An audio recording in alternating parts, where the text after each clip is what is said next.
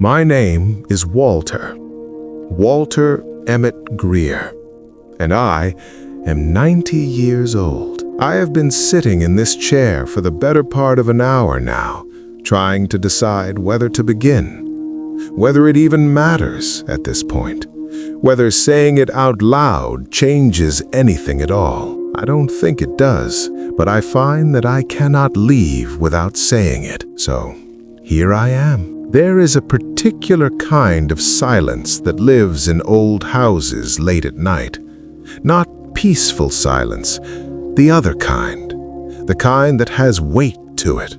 The kind that presses gently against your chest while you lie there staring at the ceiling, and you just know that something is sitting inside you that has never been let out. I have lived with that silence for 63 years. I am 90 years old, and for 63 of those years, I have carried something that I watched happen on a cold Thursday night in November 1961, in a town so small it didn't even appear on most maps. I never told my wife. I never told my children. I never told a priest. And I went to church every Sunday for 40 years. You have to understand something about the man I was then. I was 27. I had been married to Eleanor for 2 years. We lived in a narrow house on Callaway Street with thin walls and a kitchen that smelled of rust and onions. And I worked at a shipping yard 6 days a week. I was not a complicated man. I did not think deeply about things. I showed up, I worked, I came home, I ate whatever Eleanor had made, and I fell asleep in the chair before 10 o'clock. I was not a man who asked questions. That was the whole problem, really. That was the thing I understand now, sitting here at 90, that I could not have understood at 27. Not because I was foolish, but because when you are young, you do not think that what you choose not to see will follow you forever. You think looking away is the same as it not happening. It is not. His name was Raymond Aldous Cole. He was my neighbor, had been since before I moved in. He was older than me by maybe 15 years. Quiet man. Kept his yard clean, waved in the mornings. He had a daughter named Iris, who was maybe 8 or 9 years old. Small girl, dark eyes, always sitting on the porch steps with a book, even in cold weather. Eleanor used to say, "That child reads like the world is ending." I thought nothing of it at the time. That November night, I had come home late from a card game at my friend Harold's house. It was past midnight. The street was empty and cold. My breath came out in small clouds, and my shoes were loud on the pavement, and I remember thinking I needed to be quiet so I wouldn't wake Eleanor. And then I stopped because there was a light on in Raymond's house. That was not unusual, but the sound was.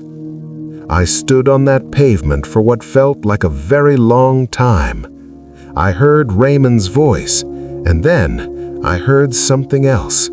Something small and trapped sounding that I recognized immediately, and that I have never been able to unrecognize in 63 years of living. It was Iris, and she was crying in a way that children only cry when they have already learned that crying does not help. I stood there, and then I walked inside my house. I took off my coat. I hung it on the hook by the door. I went to the bathroom. I got into bed beside Eleanor, who was warm and breathing softly, and I lay there in the dark, and I did not move. And I told myself what men told themselves in 1961, that it was not my business, that I did not know for certain, that Raymond was a private man, and families had their ways, that Iris was probably just tired or frightened of a dream. I told myself many things that night. None of them were true, and some part of me knew it even then. I did not sleep, Not that night, and not well for a very long time after. But I got up the next morning, and I made coffee, and I watched through the kitchen window as Raymond came out of his front door in his work coat and walked down the street the same way he always did. And Iris came out a few minutes later with her school bag and her book, and she sat on the porch steps for a moment before she stood and walked in the other direction. She did not look up. She never looked up after that, I noticed. Not at me, not at anyone on that street. And I noticed it, and I said nothing. You want to know the most honest thing I can tell you? It was not fear that kept me quiet. I wish I could say it was fear. Fear would have been something I could have eventually outgrown or overcome. It was comfort. My life was comfortable. Eleanor and I were happy. I had a job. I had quiet evenings. I had a small and manageable world, and I did not want anything to disturb it. Getting involved meant police and statements and neighbors choosing sides and my name attached to something difficult and ugly. And so I chose my comfort over that child's safety. I have said that sentence to myself so many times in 63 years that it has worn a groove in me, a permanent groove. I chose my comfort over that child's safety. Iris and Raymond moved away the following spring. Just like that, a moving truck on a Saturday. I watched from the window. Eleanor waved, but Iris did not see her, or did not want to see her.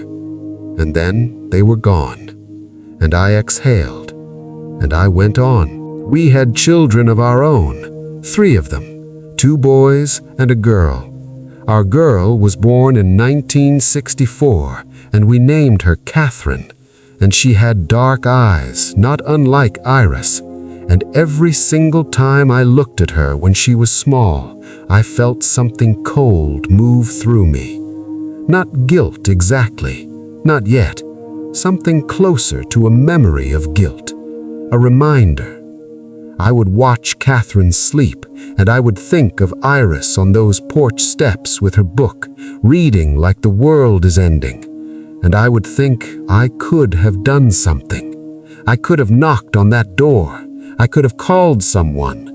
I could have said something to Eleanor and let her decide. There were so many things I could have done, and I did none of them. Eleanor died in 2004. We were married for 45 years, and she never knew. I think about that often now.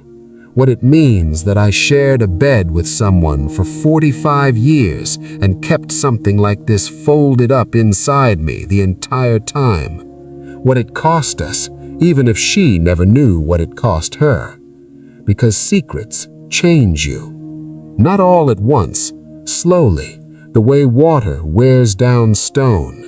You become a slightly smaller version of yourself over time, a little more guarded, a little less present.